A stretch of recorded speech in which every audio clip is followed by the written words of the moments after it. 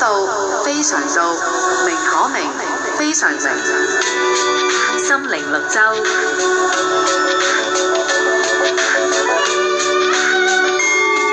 道場畫院。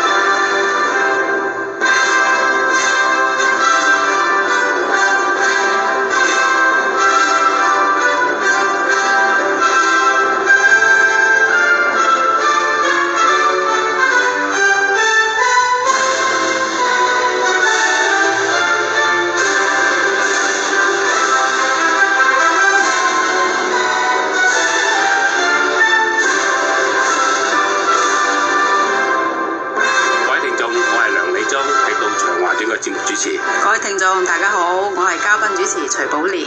我哋今日有位嘉賓主持嚟咧，大家有唔同嘅嘉賓主持，係啦，做我哋嘅專訪嘉賓之一，就係我哋嘅邊位啊？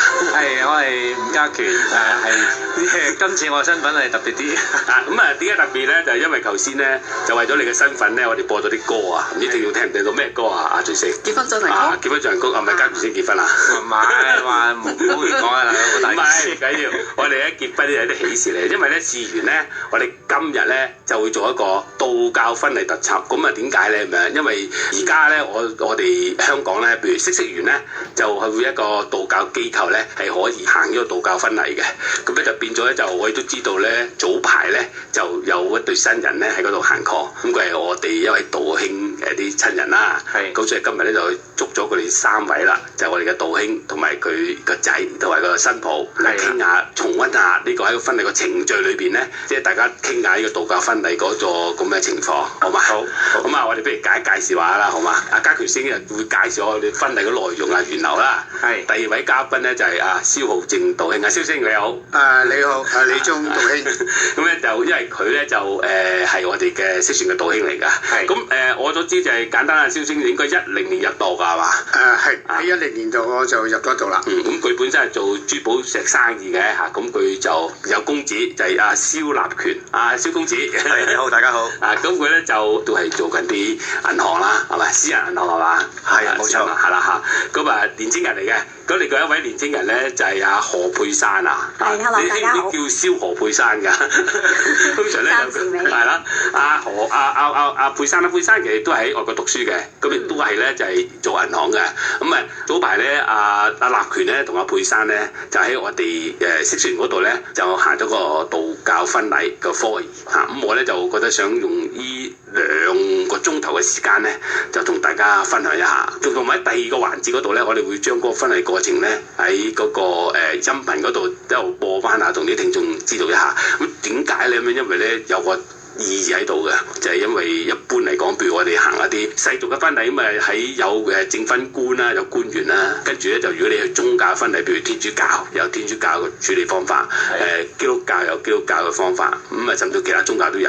咁啊道教嚟講咧，咁我哋呢個道教嘅節目平台啊嘛，咁分享下呢個婚禮咧都係好重要。咁喺度咧先要鳴謝先，就鳴謝嗇色園監院李耀輝個道長，因為咧我親自咧係要問下監院佢同唔同意我將呢個環節做一個咁嘅特輯，咁跟住咧就訪問佢啲道長啦，同埋佢啲道長啲親人啦，咁同埋借出一啲嘅片段出嚟咧，同我啲聽眾分享。咁啊監院就一句話，你揸住啦咁樣，咁我啊就都要先聲明下，我而家咧唔係代表嗇色園，只不過因為監院批准我俾少少資料我喺度講解下啫。唔係分享啦，我哋分享下啦。因為嗇色園嚟講咧，一般我哋叫標準講解都係監院講嘅，但係我哋分享下我哋自己嘅睇法嚟嘅。係咁啊，唔使擔心。咁啊，真係再歡迎三位。咁啊，當然阿巨星啊，咁咧就講到道教婚禮咧，其實係咪頭先開咪前呢個？記得其實以前咧都有㗎，係咪？你哋青松嗰啲有冇？如果講道教嘅結婚嘅場所咧，好似係嗇色園啦，同埋青松觀都有嘅。咁啊唔緊要啦，即係你嘅記憶啊。不過我哋都覺得而家我哋青松觀行過，咦近期有冇啊？你哋近期應該冇啦，應該係成40年前。即係年前啦。我諗即係而家大家都知道咧，即係有道教婚禮咧，等大家知道唔好話覺得呢樣嘢好怪啊，啱唔啱啊？咁啊，不如呢啊，教權星你啊講下咧，我哋譬如嗇色園嗰度嗰道教婚禮個源流係點樣嘅咧咁樣嚇？其實咧喺1997年咧，我哋嗇色園咧就攞咗一個准許啦。好似你話你中意其他有啲宗教咧，神職人員可以為人舉辦呢個婚禮啊，做證婚啦。咁而嗇色園咧就喺1997年咧就得到呢個准許啦，成為一個正式嘅道教婚禮註冊場所。咁呢個咁嘅場所咧，其實咧就即係都有一定嘅規矩嘅嚇，咁即係要有神職人員啦，同埋有一啲即係被委任嘅人士去做呢個證婚。咁成個過程咧，其實同一般結婚差唔多嘅。咁嗰對新人咧都係要去婚姻註冊處做咗一個登記申請先。咁跟住再嚟，我哋嗇色園咧就會做一個申請啦。申請辦法咧就係話佢必須要有篤信黃大仙啦，同埋咧要通過本園嘅面試。咁跟住咧個日期、時間、場地，我哋可以配合到，因為有陣時你知啦，我哋要有啲誕期啊，咁如果係撞正嗰日子咧，就可能配合唔到嘅。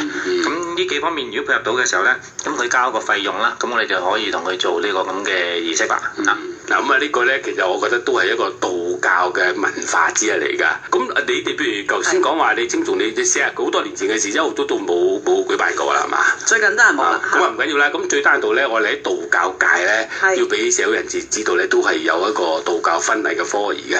咁啊好啦，而家轉頭就問一問我哋啊主角之一啦，阿蕭師兄啦，阿蕭星啊，咁啊嗱，你就梗係入咗道先，至會衍生到咧，即係會鼓勵啲你仔仔啊行咗道教婚禮啊。先講埋，其實你點解會入道咧？你當時一個生意人點會篤信黃大仙就入道咧？好簡單，我自細嗰陣時咧就跟隨爹哋喺屋企拜先先。咁就每年啊或者係大節日啊，我都會去廟嗰度上香，特別係頭炷香。咁就好希望能夠入到去大殿。咁但係我哋梗係喺殿外供奉㗎啦。咁就個心有個願望。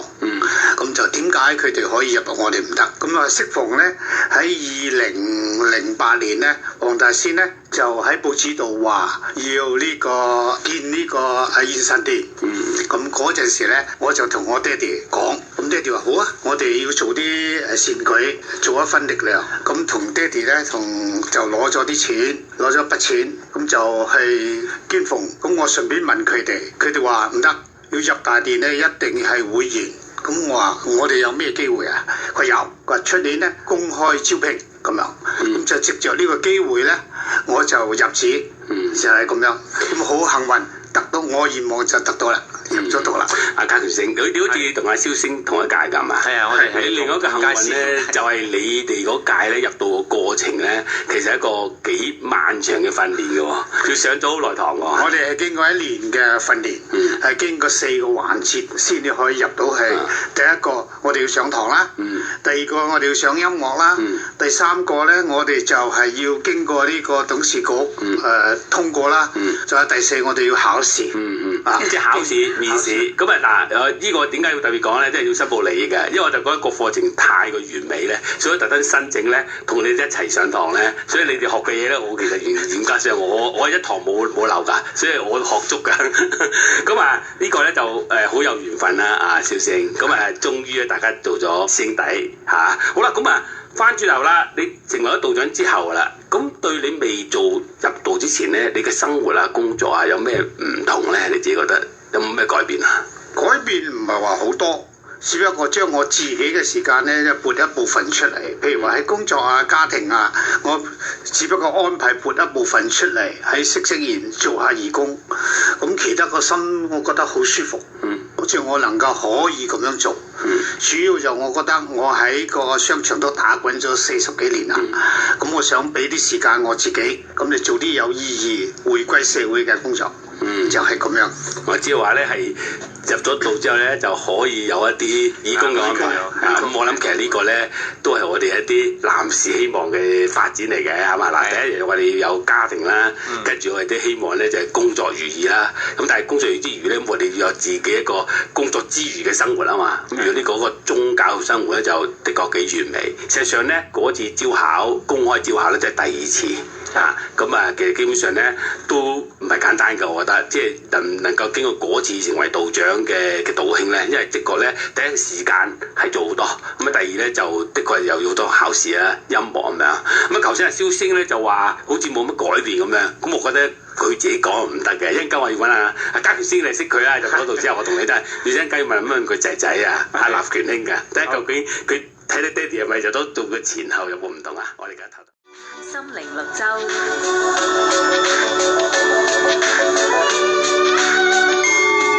道長話短。好啦，各位聽眾，而家又翻嚟我哋道長話短嗰個時間。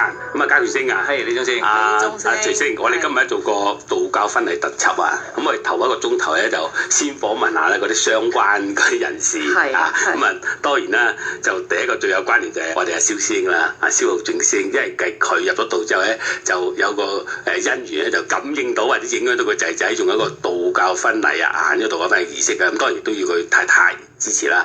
好啦，喺度咧翻轉頭咧，再講翻頭先阿蕭星就話佢入咗道之後覺得冇乜改變，可能係可以喺大殿拜和大仙，但係我感覺唔到，因為我哋識算係多咗一位新力軍啊，阿家權星啊，好似蕭星都投入好多我哋嘅服務嘅喎。係啊，有好多啲遠身啲成日見到佢嘅。係啦，即係好多啲科儀啊，我哋要啲道長嚟幫手啊，蕭星都成日都要。所以你唔好覺得話冇，我哋覺得多咗啲道兄嘅幫手好緊，同埋仲有一點咧，其實蕭星好多時咧，佢年紀大少少係我哋嘅長輩啊，啲年但係好多時佢俾啲意見我哋，提醒我哋，我哋咧變咗喺人生嘅道理啊，點處事啊，我諗我哋好多即係兄弟咧都即係做一個我哋唔係擦鞋，因為佢講實啱，不過多個叫做參考，啱唔啱啊？其實喺我哋10年入道嗰班兄弟裏邊咧，蕭星嘅年紀雖然最大，但係佢即係俾我哋嘅印象咧係好年青化㗎。佢講啲嘢咧，如果大家咧，我形容下先，如果你睇到佢咧，就唔止係佢可能修練得好啊。其實我哋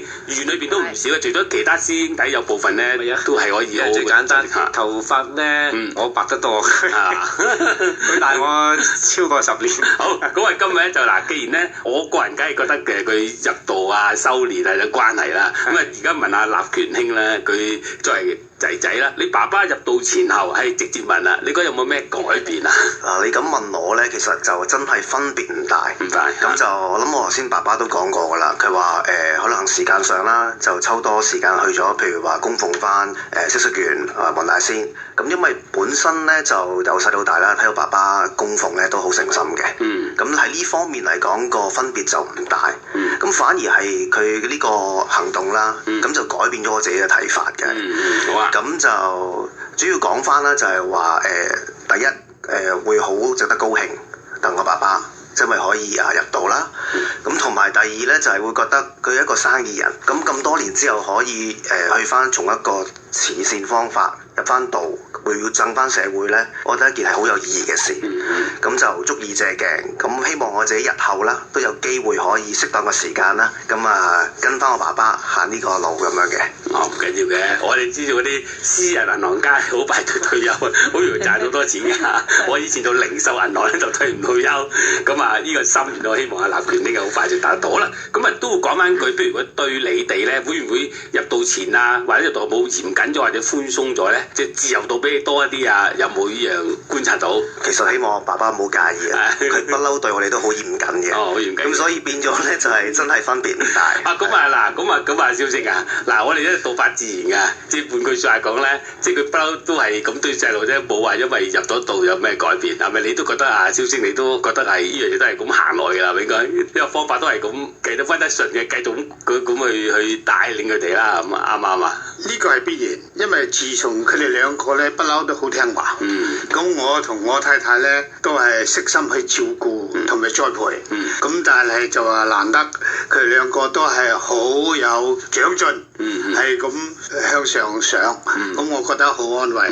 咁到而家嚟講咧，我都一樣咁愛錫佢哋。雖然佢哋已經長大啦、成家啦，始終喺我心中都係隻仔，我都係一樣咁愛錫佢哋。咁又問一句私人嘅，其實你有冇期望佢哋將來都會做道長咧？你知阿仔嚟㗎嘛，兩個都係識，雖然會可以收男性道長㗎，會唔會有機會即係提醒佢哋？譬如你都將來公開小組會員，你都會可以即係申請下咁樣。呢個道法自然，道法自然我就覺得當然係有機會，而且佢哋又喜歡，又有緣分嘅話，我梗係希望啦。咁呢個隨緣啦。隨緣啦。好啦，咁啊問翻阿藍元兄啦。嗱，咁啊爸爸花咁多時間啦，或者仲唔係叫花嘅，佢用啲時間去投入去識書嘅，或者其他慈善嘅活動啦。咁你頭先都講欣賞啦。咁其實呢個係一個宗教氛圍嚟嘅。咁你自己本身有冇宗教信仰㗎？冇乜特別嘅信仰嘅，係啦。咁你自己本身，譬如話你爸爸係道長，咁你會唔會對道教知多咗一啲啲咧？之前就真係唔係好知嘅，咁就主要都係話由細到大啦，跟我爸爸啦，同埋我爺爺啦，咁就喺度供奉黃大仙嘅。咁直至到爸爸入咗道之後啦，咁佢都會有時啲時間抽空時間同我哋講解翻，譬如話入道嘅嘢。變咗令到我哋咧對翻嗰個成個charity 咧係有特別嘅認識嘅，係啊嗱！如果你想知道有關一啲慈善嘅嘢，你其實道教團體好多慈善嘢嘅。喂，如果你講啲道教文化咧，你都出邊有啲書可以讀㗎，中大都有啊。應該頭先徐星香港道教學院亦都有啦。咁好多地方都有。喂，甚至我哋呢個節目咧都係道教節目啊，有興趣咧繼續聽落去。好啦，我哋喺度問一個同今日主題最關心啊。其實今次你用呢個道教即係行呢個道教婚禮，係咪受你爸爸影響呢？可以講話唔係直接影響。咁我哋開始嘅時候咧，就同我太太啦，咁就研究緊我哋有啲咩方法，用一個特別嘅儀式去註冊。咁就希望咧帶俾我哋一個將來美好嘅回憶。咁咁啱就傾下咧，就我爸爸提出就話其實你哋可以考慮下用下道教呢個方法。咁所以變咗我哋就覺得呢個構思係幾特別同埋有新意。咁亦都係根據翻我哋細個一度供奉嘅宗教啦。咁其實就覺得好有意義。咁就所以咧都係有關係嘅，但係唔係直接。阿嘉耀星啊，原來咧即係啲人會睇覺得有特色係嘛？係。咁即係一個賣點嚟㗎。如果嗰時咩包裝都唔緊要，整呢個內涵啫。係嘛？咁我覺得咧就都幾好嘅。點解真係聽一位年青人佢點樣睇呢個道教婚禮？嗱，點解咧？我覺得而家呢個係一個年青人嘅年代，年青人諗嗰啲嘢咧，我哋唔能夠阻止佢㗎，更加唔應該做個判斷啱與唔啱。係啊。咁譬如佢哋而家講話婚禮需要注重個特色。咁啊特色上係點？你啲個個都有呢個咁嘅即係需求噶嘛？有啲人譬如我都見過啲地鐵係咪啊？喺啲地鐵公司有啲人用地鐵嚟做行婚禮都有，有啲直升機啊，咁好多唔同。咁我覺得咧，即係最單獨咧，我哋呢個道教婚禮呢個科儀嘅就特色上係吸引到年青人。係啊，咁我要問埋咧另外一位主角啦，阿佩珊。係啊，咁啊其實根本咧，雖然你未必會答，都要問一句喺成個過程裏邊咧，你有冇 say 㗎？會唔會受啲其他男人佢哋兩個？其實你自己點睇個道教婚禮呢樣嘢先？即係多討論嗰陣時。有嘅，其實阿 Philip 都有問過我，舉行一個道教婚禮嘅儀式，你Philip 即係立權啊啲聽眾啊，介紹唔係我哋家權係叫 Philip，但係我哋呢個叫家權師兄，因為你叫立權又得，叫 Philip 都得嚇。係我個先生係啦，咁佢都有問過我道教婚禮儀式 O 唔 OK 啊？即係你覺得有點睇啊？咁樣我話都幾特別喎，咁樣可以再研究一下啦。咁然之後就自己都上網即刻 search 下有啲乜嘢，即係有冇黃大仙之前有冇 post 過出嚟嘅 information 咁樣，咁都發覺都有段片喎。咁睇過之後覺得都真係好特別、好莊重、好即係好 special 咁樣，咁都 OK。咁所以就應承咗話可以不如都試下呢個道教婚禮儀式啦咁樣。其實啊，家權定啊，呢一個只係 decision maker。原來阿佩珊就係最緊要，因為佢要 say yes 就得。係啦，冇咗主角唔得。咁首先咧就我覺得阿立權啊，嗰位菲力話阿菲力人咧就好乖，亦都好啱。咁問一問阿佩珊啊，問下阿老婆啦、老婆仔啊，當時女朋友意見。咁啊亦都我嗱，將兩位年青人咧讀過書唔同噶，二話不説上網望望先。係啊，我唔知上邊段網，因為咧之前咧我哋識之前係有擺。我知，唔係因為之前我有幫到有一次我做過司，唔知係咪嗰段點啊？咁不過唔緊要啦。咁啊嗱，頭先阿佩珊你就話咧見到喺網上啊都幾得意啊，幾好啦。咁先問翻你本身嘅宗教信仰咧，你有冇宗教信仰啊本身？我自己本身都冇乜特別宗教信仰，咁但係我自己屋企都係拜觀音嘅，都係拜神嘅。哦，都係拜神。咁所以爹哋媽咪都好，佢哋好開明，咁所以覺得呢一個都可以嘗試咁樣咯，即係都會接受。呢個咧其實就係一個因緣嚟㗎。係。點解咧咁樣？首先第一樣嘢咧，嗱，而家就知道啦。成個過程裏邊，我哋有阿蕭星入咗道先，係，跟住對道教嘅道長啦，咁啊將樣嘢就或者叫做建議提出嚟，知道佢仔仔同未來新婦傾緊啦，咁啊呢個諗嘅方法，咁啊當然啦，阿 Philip 哥哥好乖啦，即刻同阿佩珊商量，咁啊跟住阿佩珊就上網揾啲資料。嗱，第二個問題就係，如果當時識雖然網上完全冇資料，嗱，所以嗱呢個咧大家要讚一讚唔係立權兄，係家權兄，即係家權兄咧喺識算就負責幫手將呢啲嘢去上網，做啲文化發展嘅。嗱，阿家權兄，嗱你就唔好話冇收穫啦，呢個真係收穫。如果你唔做呢個咧，到時當日阿佩珊睇唔到係乜嚟嘅，係咪？你睇到最低限度都係好唔好唔緊要，呢個真係有記載啦。都要申報利益嘅，因為呢件事咧都係由李宗師兄指使我做。大家合作啫，大家合作。咁咧就跟住咧亦都講埋咧，就話原來阿佩珊屋企咧又係即係拜神嘅。係嗱，你發覺到個因緣就喺度，咁有時咧好多嘢就因緣咧係好多嘢定咗喺度嘅。正如咧而家都定下咧要報告新聞嘅，我哋等佢過埋新聞再慢慢再討論啦。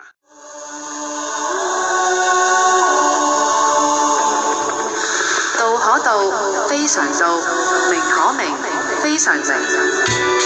心靈綠洲。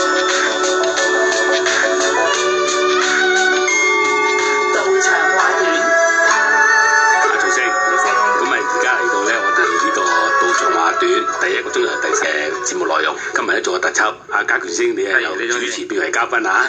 我哋今日咧就係講一講嗰個道教婚禮。咁其實主要咧就係今次係喺嗇色園舉辦咧，因為我哋會員知我哋先嘅蕭浩正啦，咁佢就建議佢仔仔立權兄，咁我同佢未來新婦啦即係阿佩珊傾下咁樣。頭先啱啱講到咧，阿佩珊就上網睇到真係有啲記錄，嗱咁我哋真係再翻去同啲師兄弟講啦，有時做翻好記錄咧係好緊要嘅。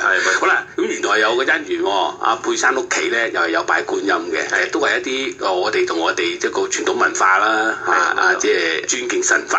咁固然啊，我想問阿佩珊，當你有呢個意念啦，你批准啦，可能叫批准呢個字，咁你同屋企人講，佢哋初時反應咪都係支持㗎？支持㗎，佢哋都絕對支持嘅，因為佢哋都係想我哋即係呢個婚禮都係我哋兩個開心啦。咁其實兩邊爹哋媽咪開心都好緊要嘅，咁所以佢哋都好支持我哋呢一種行動，同埋佢哋都覺得都未參加過，亦都未聽過，覺得係真係好新鮮嘅。其實咧唔止新鮮啊，因為令到好多賓客咧，當然賓客咧可以係就入到大殿，因為一般嚟講要入大殿都要等機緣㗎嘛。當然而家係蕭星你有飛啦，可以俾一部分，但係都唔係咁多個㗎嘛。咁亦都係等佢近距離接觸我哋大仙，因為我哋係教徒，我哋大仙嘅弟子啊，梗係我認同嗰度係有一個好大嘅靈氣㗎啦，磁場啦，係咪先？咁所以呢啲件係一件好事。好啦，嗱屋企人咧，我相信佢哋支持咧，一定理解㗎。但係我問下家權星啊，你估嗰啲朋友支唔支持啊？後生嗰輩真係難講啲嘅喎。好難講嘅，但係又都要問翻主角嘛。係啦，啱唔啱先？咁我問翻兩位主角啦。當你真係覺得都早做會同啲朋友講㗎啦嘛，因為通常你結婚都有個過程嚟嘛。一般你啲朋友聽到話行呢個道教婚禮，先問下佩珊先，你啲朋友點反應㗎？咩嚟㗎嘛係咪？嚇得嘅咩咁？係啦，咁其實我都解釋俾佢聽，其實係有呢一樣嘢嘅。咁之前都有人做過，咁不過可能唔係咁多人知道。咁但係亦都有同啲朋友講過，佢哋都話有聽過，但係就未見過。咁都戥我好開心，同埋佢哋都會好 excited 睇下呢一樣係啲咩嚟。好興奮。係啦，好興奮。嗱，始終點解咁講咧？我現實啲講，因為香港不同宗教㗎嘛，可能有啲其他宗教個人都好似未聽過嘅，可能佢覺得會唔會怪怪地，甚至都嗰日都冇嚟到啊！你有冇咁嘅觀察啊？你邀請佢都冇嚟，或者冇你邀請應該全部都嚟晒嘅，點解啊？通常我哋請嗰啲佢哋都全部出席係啊，即係好俾面啊，好人。好啦，問翻阿立權兄啦，你同啲朋友講嗰陣時，佢哋係咪一個相同嘅感覺啊？哇！反而咧，我覺得佢哋好興奮啊，興奮過我添喎，係即係會覺得哇，好特別喎，因為佢不嬲知我咧就中意教啲新意思嘅，咁啊用我呢個新方法去註冊，咁因為都真係好多朋友咧未聽過嘅，咁就如果你講宗教嗰啲咧，譬如我啲朋友係講緊係天主教啊、基督教咧，都有嚟到出席，因為覺得真係要見證啊。即係你有啲其他教嘅朋友都係出席。有。咁啊呢個好喎，喂阿家權先，我有第二個突破喎，係話可以揾多啲其他宗教嘅人咧，即係好自然咁樣就嚟接近下我哋呢個宗教文化，即係互相了解，都係幾值得。咁佢哋一般嘅反應點啊？其他宗教都覺得 OK 係嘛？哇！非常特別係，因為佢哋不嬲可能係天主教啦，見慣喺教堂啦，咁覺得原來可以喺黃大仙廟裏邊咁樣做喎，好有創意，咁啊同埋覺得係一個傳統嘅禮儀，亦都覺得係好欣賞。嗱，呢個咧要回應翻咧，就我哋今日咧喺下半部分咧，我哋就會播翻一啲嘅片段出嚟，咁同埋喺裏邊咧就可以有個科儀啊，可以大家分享下嘅。咁我喺裏邊咧就的確咧更加容易睇得到嗰種咁嘅宗教嘅意義。咁第時啊，如果阿立權兄你有啲其他宗教朋友咧，不妨可以大家觀摩下係咪？我哋都參加過唔少西方嘅婚禮啊，啲教堂嘅婚禮佢都莊嚴嘅，特別咧基督宗教呢好多分享嘅，基督教嘅分享嘅。咁如果你話天主教都係啦，即係有神父好莊嚴。咁我覺得我哋道教都有我哋嘅儀式咧，咁變咗大家都叫平起平坐啦，係咪？而我哋道教徒嚟講都係值得係一個開心啊！哇，咁啊即係。直成結論就係話咧，所有參加當日嘅朋友都好滿意，好開心。冇錯，係 full house 添啊，係。full house 咁你哋我知道跟住之後咧，你擺咗嗰晚啦，我見到都你有啲朋友咧就提翻少少個婚禮咁啊，佢哋好似仲有啲懷念個婚禮嘅，我感覺嚇。其實係啊，咁咁啱嗰晚咧，我就自己做埋 MC。係啦。咁就想將呢個信息咧帶俾嗰啲咧參與唔到嘅朋友。因為其實咧就反而俾人怪我添係話。點解唔請我啊？或者係點解冇位啊？咁樣係，咁所以我覺得應該係有翻個責任啦，做翻身為主角，咁就帶翻個 video 俾大家分享翻咁樣嘅。咁啊，即係非常之美好啊！嗱，咁啊就而家去到呢一度咧，我哋都感覺到我哋有阿蕭星嘅，因為佢道長啦，咁啊將個建議俾仔仔同埋阿佩珊啦，佢哋大家阿佩珊屋企人又支持，阿佩珊又支持，咁啊就完全跟住佢朋友都支持。咁我又咁睇咧，就話其實咧。真係我哋如果而家抽一抽嚟翻睇咧，我哋覺得呢個道教婚禮咧，阿家權先都真係的確係可能係都受支持㗎，係咪咧？應該。咁呢個世界，我覺得道係不斷即係由盛變衰，由衰變盛，即係好似以前即係如果回想翻以前，個個都行道教婚禮㗎啦。但係去到譬如香港一路發展嘅時候，咁越少人做啦。咁因為覺得又可以復古，即係每樣嘢都係嘅，由盛變衰，由衰變盛，呢個係循環不息嘅嘢嚟嘅。所以我哋覺得都即係都係道法自然就係咁解啊！咁我哋嗱，因為我哋兩位識書嘅道長啦，我哋咁講咧就可能會有你就不如就訪問下我哋阿徐星啊。嗱，你就一路有佢啲嘉賓親口講佢哋對道教婚禮咁啊！你聽到呢一度咧，你又點睇我哋而家一個道教婚禮咧？我都覺得係比起話我哋而家見慣嗰啲西式啊，或者係譬如喺咩婚姻註冊處啦嚇，冇宗教形式嗰啲就完全係兩種唔同嘅。咁如果講道教咧，因為佢莊嚴啦嘛，喺殿裏面嚇，咁咪大家對住嗰個主殿啊、嘉賓啊嗰種融和嗰個氣氛啊，我係比其他宗教咧係特別嘅。同埋我覺得最重要咧就係唔知大家有冇留意有啲經文。因為我哋啲經文咧都係比較古式，同埋啲用語啊嗰啲，可能陣間下一個部分咧，大家就會聽到有啲經文，咁我哋會講述少少啲經文內容啦咁樣。咁啲經文係講啲咩嘅咧？就好多時引用一啲古典嘅例子啊，同埋一啲祝賀嘅語句啊，咁樣變咗令到人哋咧可以，即係以前嘅文學水平比較高啲啊，可以咁講啊。咁即係喺一個文學嘅角度去睇咧，呢啲係一啲即係現代嘅詩句咁樣。咁而家就令到啲人聽起上嚟好舒服。嗱，咁我喺度咧都想做少少咧分享啦，即係俾阿立權兄同佢阿佩珊，即係基本上咧就係喺個過程裏邊咧，其實咧係有安排㗎。第一我哋有司儀啦，咁我哋當然我哋我哋嗰時咧就係我哋識書完記咗佢，先差唔多好口才嘅，佢幫佢做，咁佢一路帶領得好好，咁啊變咗咧就已經有一種咁嘅紀律上嘅氣氛。但當然佢裝鞋並重，當然都係好莊嚴嘅，因為喺個殿裏邊，但係佢亦都本身係會好大氣氛啊，即係佢係睇住成個節目安排。咁第二件事件就話咧，因為殿裏邊咧，我諗咧參與嘅一個信眾咧都要明白到喺殿裏就唔同普通你喺即係喺其他場所嘅婚禮咁樣啊，所以有時嗰個宗教性咧就有喺度會特別啲。咁第三樣嘢咧就係呢一個咧就係我哋呢度咧都想同兩位新人即係咁分析。我作為一個道長就話喺道教婚禮裏邊，譬如你講個世俗婚禮都係一個婚約啦，而家亦都有法例嘅監管嘅啦。但係實際上咧，你個承諾本身咧，如果我哋以道教角度睇咧，或者先知信徒睇係多咗個先師見證，係第一點有一個先師見證喺度。咁我哋咧希望呢點咧，亦都係一個好嘅緣分咧，就係由先師祝願一對新人有一個美好嘅婚姻。第一點。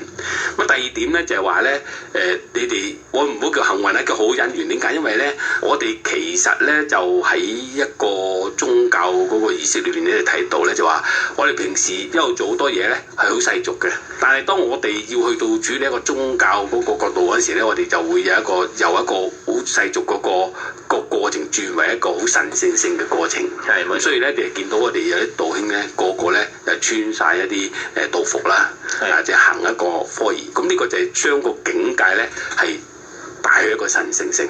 呢個本身係有我哋嗰個宗教嘅理論喺度㗎。咁呢點咧係好特別。咁當然你話我哋禮敬嘅神明啦，咁當然就係黃大仙師啦。咁所以呢個咧亦都係我哋對我哋嗰個神明嘅信仰。亦都啱啱回應翻就係啱啱，譬如好似立權兄你講到，你爹哋阿蕭星佢就係大仙嘅弟子，咁係大仙嘅弟子，佢個仔仔結婚，咁喺大仙面前有大仙見證，咁其實係一件好美好嘅事嚟嘅。好嘛，我哋而家心靈綠洲。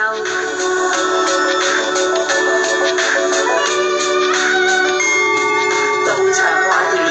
好啦，各位聽眾，我哋嚟到呢個道教婚禮特輯咧，咁第一個鐘頭嘅第4個環節，咁我哋有啲嘉賓咧就係參與呢個道教婚禮嗰啲朋友啦，咁嚟同我哋分享一下。咁頭先都講過咧，佢哋個姻緣點會有興趣即係跟住就咁落實啦。好啦，我哋而家就問翻下咧一對新人啦，阿立權兄同阿佩珊啦。我想問咧你哋其實就冇接觸過道教啦，咁當你決定咗行道教婚禮一路做晒手續啦，咁真係行嗰日咧，咁其實我見一般嚟講咧，你唔熟悉嗰啲又生跪九叩嘅，你哋處唔處理到啊？當陣時你識唔識跪拜？我想知道，問下新郎先，你識唔識跪拜當陣時？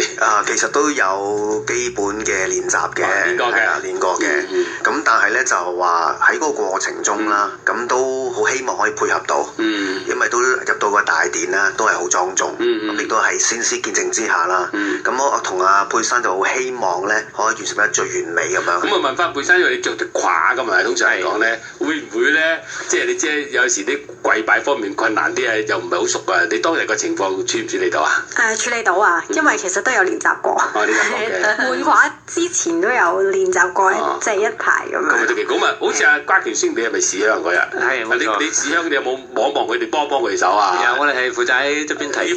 負責過知唔知？佢有問題即係同埋之前咧，我哋係做過一次彩排。做過彩排，即係變咗啲電視上我哋知道嘅。係啦。好啦，咁第二個問題就問翻兩位，就話咧，當日真係我哋有好多道長啦，換晒袍啦，係做一個科儀啦。其實你聽唔聽得明佢哋所誦讀嘅嘢啊？知唔知佢做緊乜㗎？喺嗰剎那裏邊，實質個內容咧就唔清楚嘅。咁但係咧都有嘗試過，譬如佢哋誦經嘅時候啦。咁因為佢哋有啲 display 嘅，咁都我嘗試自己都去，即係有熒光幕，熒光幕喺度，都跟住咁樣。咁你哋啲朋友睇唔到熒光幕㗎？佢哋睇到㗎？都睇到。咁阿佩珊咧，你即係當時知唔知佢哋讀緊乜㗎？其實都有睇過嗰個稿，即係嗰啲嗰啲誦經嘅詞語嘅，大概都明白，都係啲祝願嘅説話咁樣係。好深嗰啲中文都 OK。中文 OK 係嘛？哦，咁啊又係幾好啊！即係佢哋都明咁嗱，呢個好啦，即係有一個心領神會啦嚇，咁啊即係幫助好啦。我係知道咧，嗱成個過程係有司儀一路安排嘅，跟住有好多道長做啦。咁啊嗱唔緊要嘅，一陣間我哋下個鐘頭咧就會詳細再播翻俾翻啲聽眾聽翻當日個情況，同埋咧可能我哋都要請阿家權先，我哋講講裏邊啲內容啦嚇，或者讀一啲嘅內容，大家知道一下啦嚇。咁啊再問一問，咁我哋記唔記得啦？我哋好似有啲禮物送俾你㗎，收到，又好似同新娘係嘛，有一啲咁嘅咩針計有啲安排咧。先問真，當時我哋位道長同你做呢個動作嗰陣時咧，你個心係諗緊點啊？我覺得好舒服，好開心，即係覺得佢有個德高望重嘅道長，可以我有咁嘅福氣俾佢幫我插一支簪咁樣，即係為我哋嘅婚禮去祝福。咁我都好誠心好感謝。好感謝啊！好啊！咁啊禮物咧，我哋都原好似有啲禮物送俾你哋。你收啲禮物嗰陣時嘅感覺係點啊？新郎講下啦。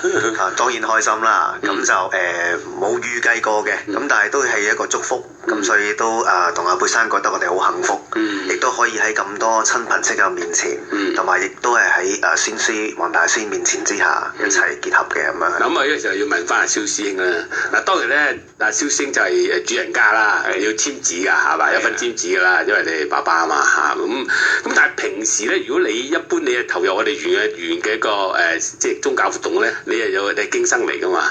其實其他嗰啲婚禮啊，蕭師兄有冇做過經生㗎？有冇參與過做經生？有，係咯，係你又參與過做經生，但係嗰日咧，你係做新老爺喎，做老爺喎，咁你係簽紙喎，嗰個感覺咧，你又就知道啲經生唱緊乜㗎嘛？你當時嘅感覺係點樣㗎？我感覺到咧，真係畢生嘅榮幸。除咗我可以入道，有參拜先師之外咧，咁我個仔仔佢又能夠喺先師個寶殿面前咁樣嚟去做一個儀式，我覺得係畢生嘅榮幸。呢個非常之即係好難得嘅角色啊！因為你本身就做過經生啊嘛，知道緊佢啲經生唱緊啲乜係嘛啊？跟住當日咧，你係主角之一啦，係嘛？咁啊，阿家權師兄啊，嗱你咧就係侍香啦，咁你又同阿蕭星都係熟㗎啦，咁你喺過程裏邊你有冇照顧住佢啊？有冇？當然啦，係啦。佢哋嚟我哋講翻，我哋啱啱就特別要，我哋唔好講係説話，有冇啲嘢佢其實即係漏咗或者有啲手嚟腳震嘅嘛？應該冇係咪啊？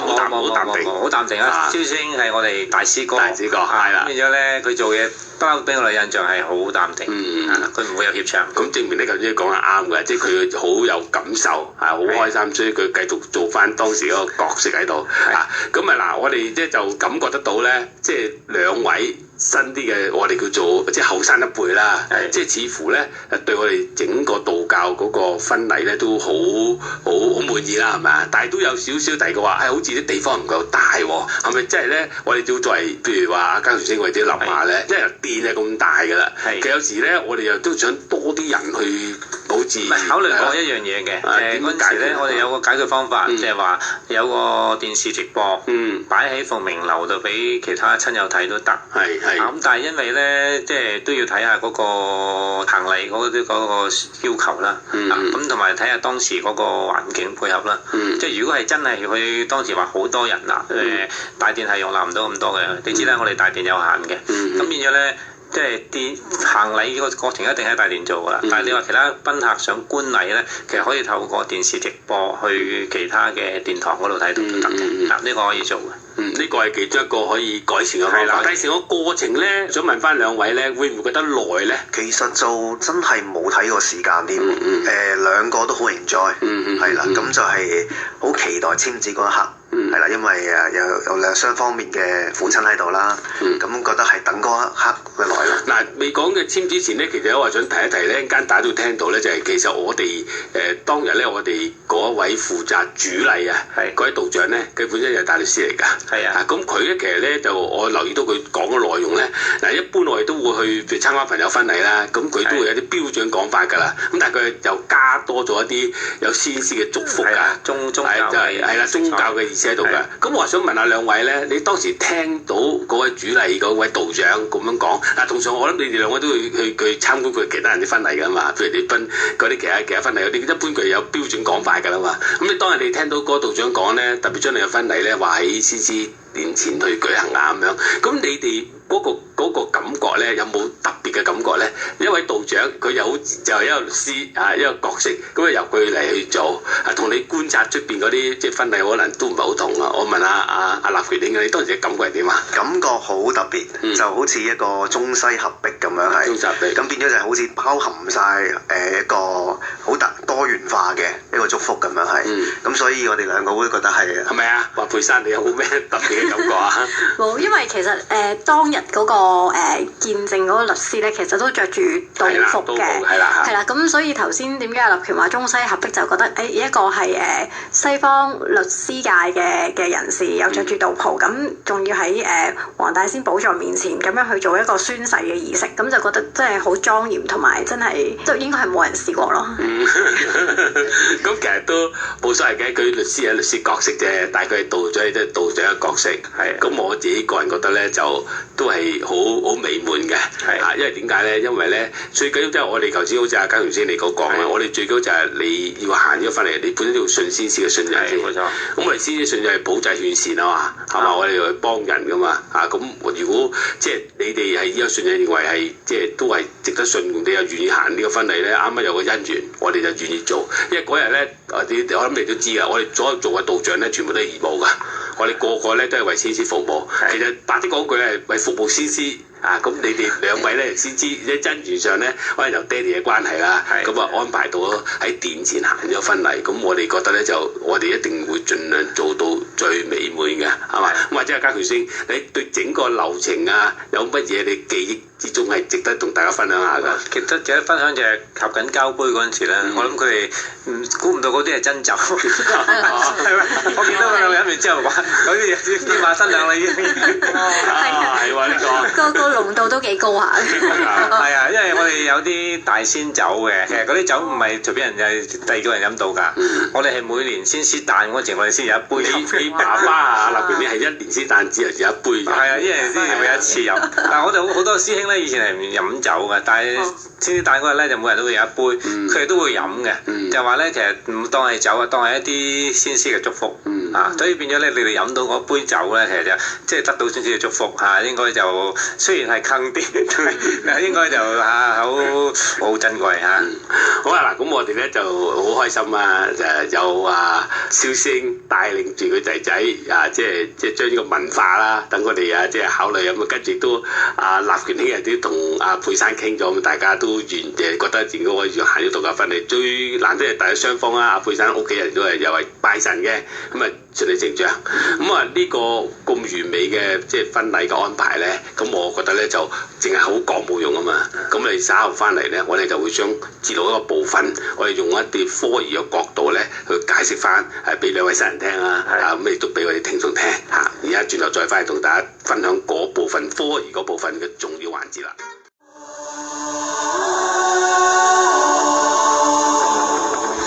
道可道，非常道；名可名，非常名。心靈綠洲。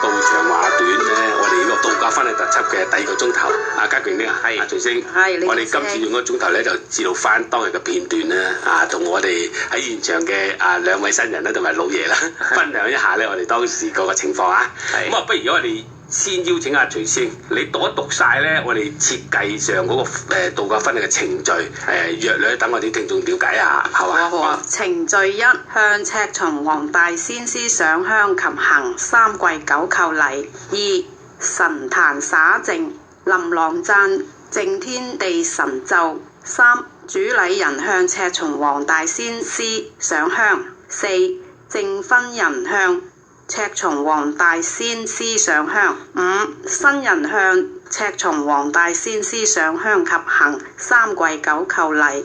六，小讚。七，大讚。八，宣讀義文。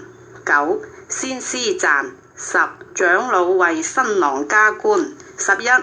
長老為新娘擔繼。12. 新人註冊結婚儀式。13. 嗇色園代表致送賀禮。14. 新人行謝禮。15. 圓滿讚。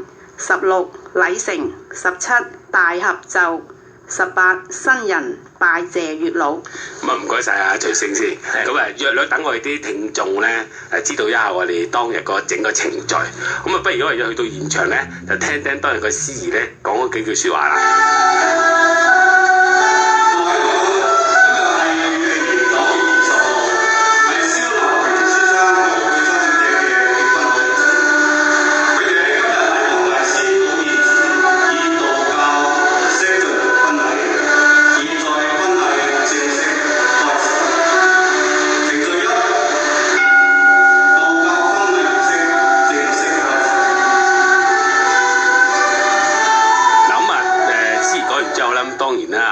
我哋梗係有啲標準嗰個開壇儀式㗎啦，係冇錯。咁咧就通常就係9言9語係嘛？係冇錯。跟住咧就係3句講究，係啦。跟住洗語啦，係啦。咁咧我哋喺咪裏邊就播呢啲，我啲聽眾唔明嘅，就口講。咁啊跟住咧第一首唱誦嘅經文就係《林郎讚》，係啦。咁啊可唔可以同啲聽眾講下點解我哋會以《林郎讚》為科儀？就開支首經文咧，其實林郎讚咧又叫做開經讚，咁就係啦。佢第一句説話就係話林郎震響十方肅清，即係其實咧我哋灑淨咧，好多時話用水去灑淨咧，但係其實咧用聲音去灑淨咧，亦都係一個灑淨嘅方法。咁林郎震響十方肅清嘅意思即係話咧，我哋用我哋嘅唱經再彈所有經身嘅唱誦嚟到去淨化晒咗個空間，因為聲音都可以淨化物件嘅嚇。咁如果大家有睇過一啲科學雜誌都知道啦，所有都係聲波嚟嘅嚇，聲波係可以將一啲嘢淨化。喺度咧就兩位啊，即係阿立權同阿佩珊，你哋就明咧，我哋當時設計個林郎讚咧，其實就好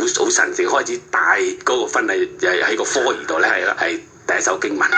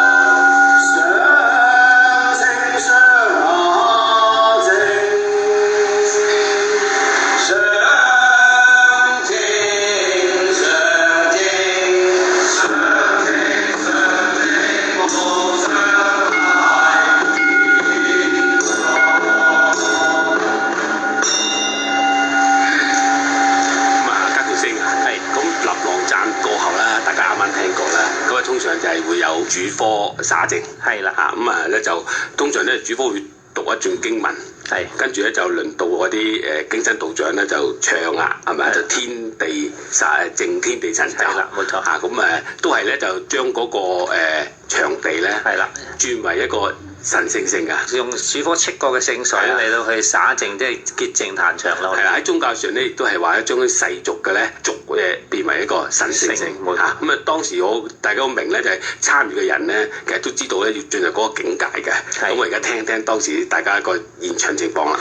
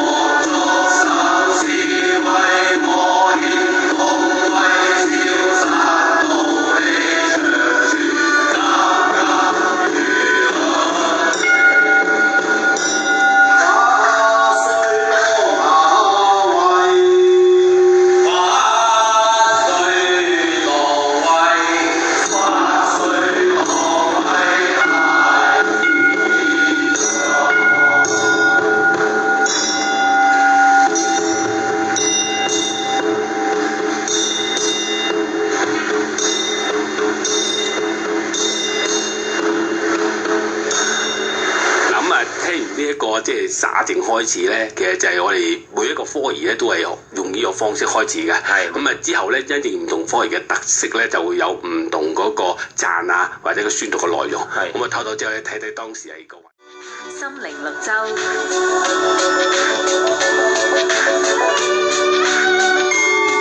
道長話短。咁啊，跟住嚟嘅科儀項目咧，就係整咗場之後咧，就要迎接神仙啦。係啦。咁通常咧，我哋就要有一首小讚咧，係迎接神仙嘅。係。咁而家俾啲聽下先。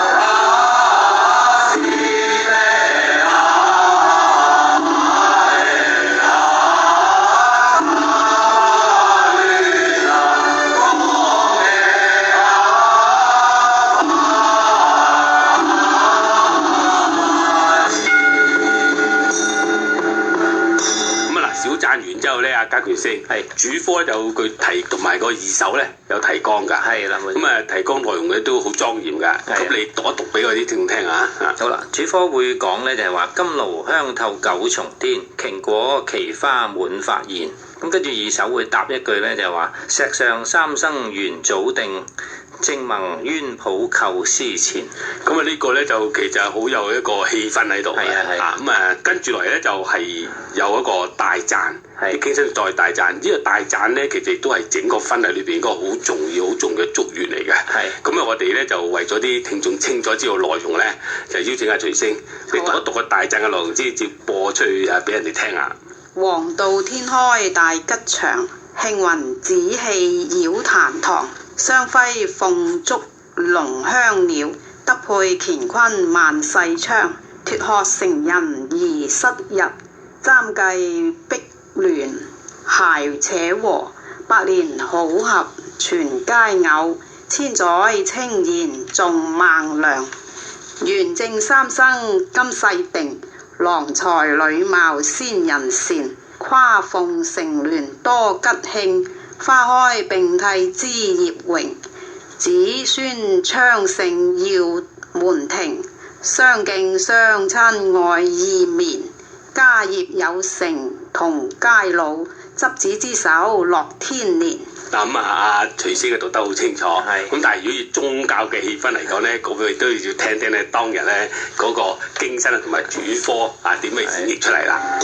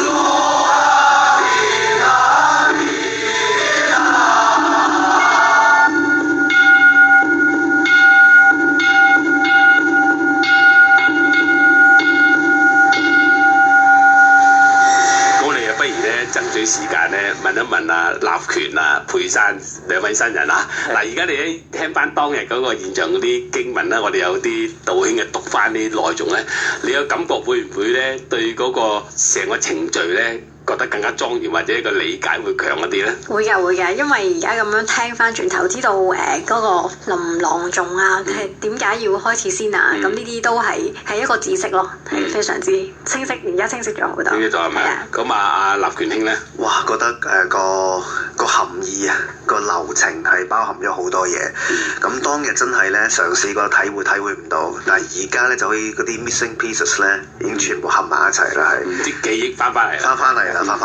咁啊特別咧嗱，頭先我哋好多謝徐星啊，我聽翻即係因為如果你聽唱誦咧有個宗教嘅氣氛，但係而家徐星讀翻出嚟咧，哇啲字咧好清楚，裏邊包個含義啊，個祝福個含義好強係咪啊？家權星係啊，最尾就譬如佢話子孫昌盛耀門庭啊，相敬相親愛意綿啊呢啲啊，咁係即係希望佢哋係除咗白頭偕老之外咧，仲要係子孫昌盛啊咁樣樣。咁新娘新郎啊，我哋啲後生輩嗱，我哋用呢啲咁樣嘅祝願嘅字眼咧，其實你哋覺得會唔會接唔接受到啊？會唔會好似咁大陣仗咁樣嘅？還是覺得都幾靚喎，都幾啱你心意啊咁樣？其實字眼係真係好都係好靚嘅，即係好古色古香咁樣。因為當日其實係啲京聲喺度唱出嚟俾我哋聽，加上啲音樂同埋當時係有現場嘅樂師去奏樂出嚟咧，係成件事係好和諧咯，好溫和咁樣嘅。咁我哋真係好開心啊！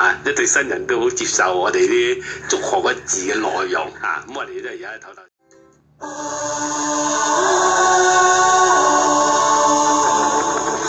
道可道，非常道；名可名，非常名。心靈綠洲。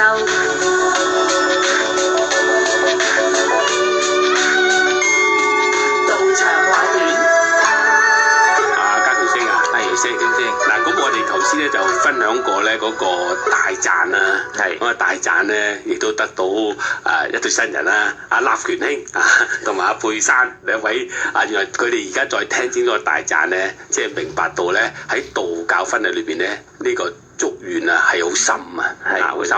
咁咧就喺個婚禮個過程裏邊咧，其實基本上咧有一個咧更加重要嘅咧，就係話由主科將整個婚禮嘅內容咧帶上天。係嘛？我哋通常咧有一個名咧叫做宣讀耳聞嘅，咁我而家聽先。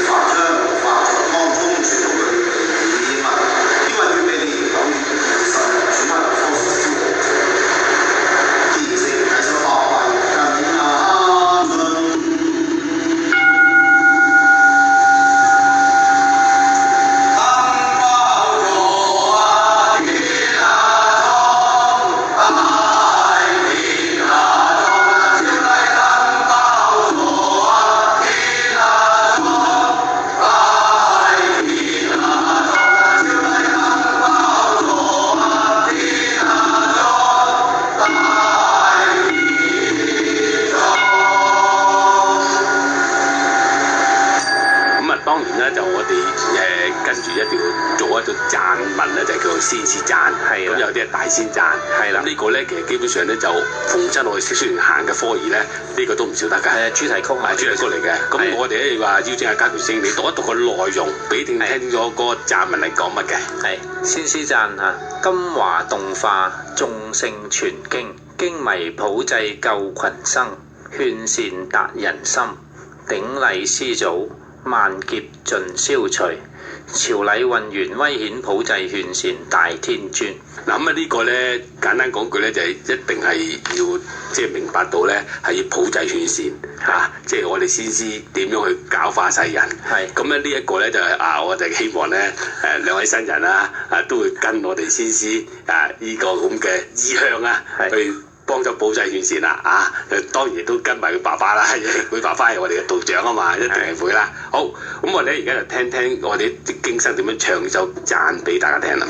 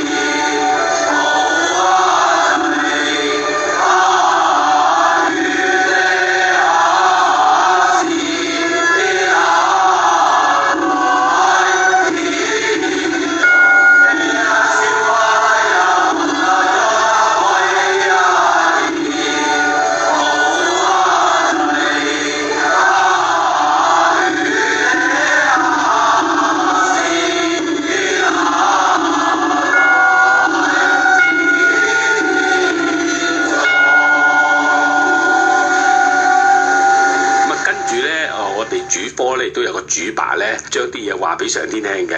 咁我而家聽聽嗰個主白先。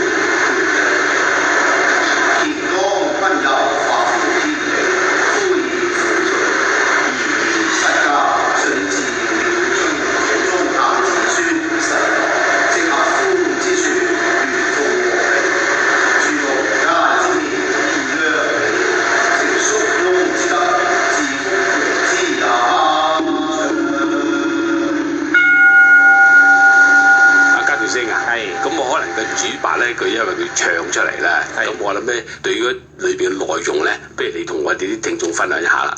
即係其實就係講咧，我哋道教嘅信仰嚟嘅，即係人咧係由所有萬物都係由道所演化而成啦，咁變咗五行啦，五行咁跟住最緊要就係咩咧？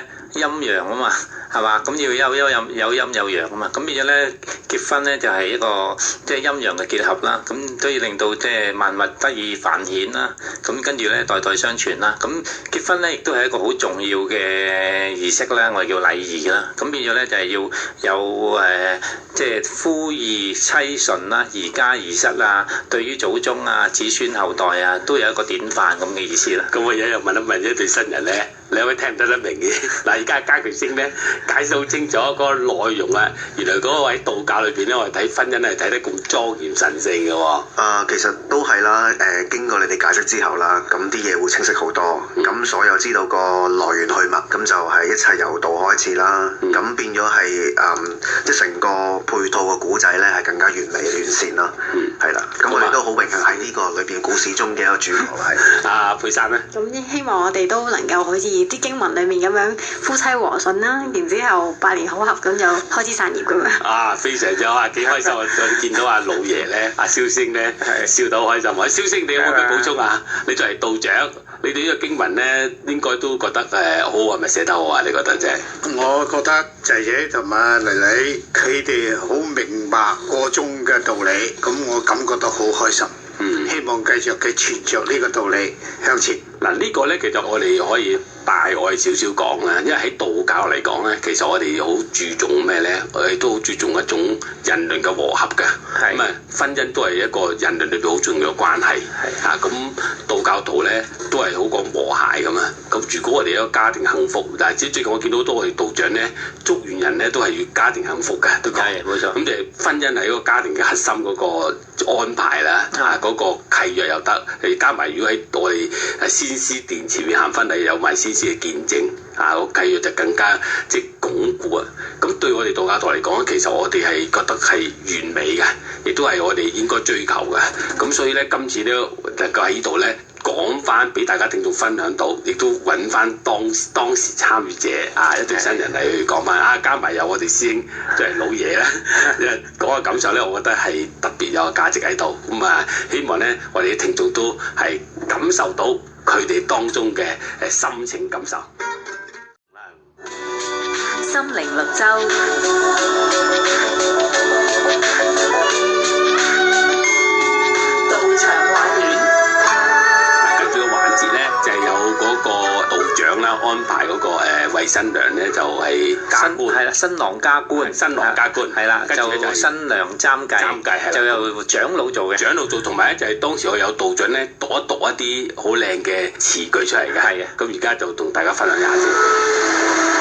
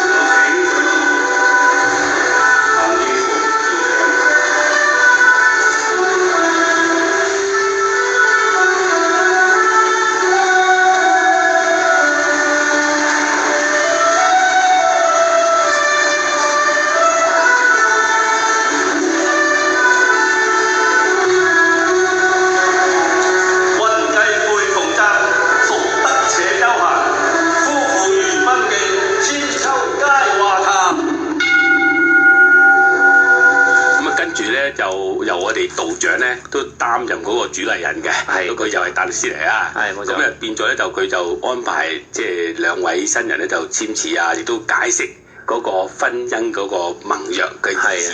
但係今次由佢講咧，就唔係單止好似普通嘅證婚人咁佢係會咧加重咧有關呢樣嘢，譬如話婚姻喺我哋即係道教係點睇咧？喺先師面前去做咧，嗰個意義唔同啲嘅。咁我而家聽聽當時咧嗰位主婚禮嘅道長點講。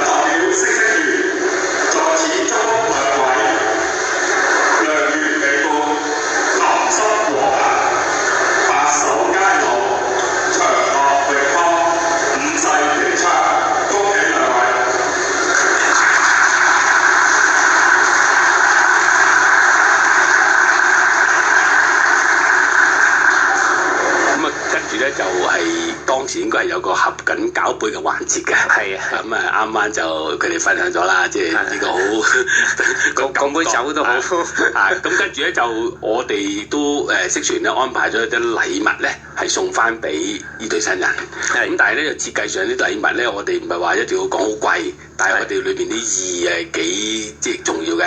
咁啊，不如阿家柱星你讀一讀俾聽眾聽咧，當日有啲咩禮物送俾佢哋咧？因為嗰日咧，我哋由我哋嘅長老啦，就會送一個全盒。咁全盒即係樣樣都有啦。咁裏邊咧就會包括有蓮子啦、百合啦、桂圓啦、紅棗啦、糖蓮藕啦，同埋一條月老紅繩嘅。咁呢啲所有呢啲物品啦，都係即係象徵嘅百年好合啊、永結同心啊、連生貴子啊、佳偶天成啊，將呢啲咁嘅祝願説話咧，就用呢啲咁嘅物品嚟到去表達啦。咁樣。咁啊，兩位你哋收到物品咧，希望你明白啊，即係嗇色園嘅安排咗啲物品嗰個內容嘅意思。而家再講清楚啲，會唔會感受唔同啊？阿新娘子明白晒。係啊，咁咧呢個其實基本上咧都係一個意頭啦，係咪？意頭啦，嚇咁咧跟住咧就係我哋亦都係咧記得咧要求一對新人咧，因為個婚禮至個尾聲咧，就行翻個致謝禮嘅。係，咁啊致謝禮其實都有嗰個即係程序意義啊，意義喺度啊。咁啊，家柱星你係試香㗎，如果致謝禮你要安排喎，你同啲聽眾分下當時佢哋要同邊啲人讀乜致謝啊？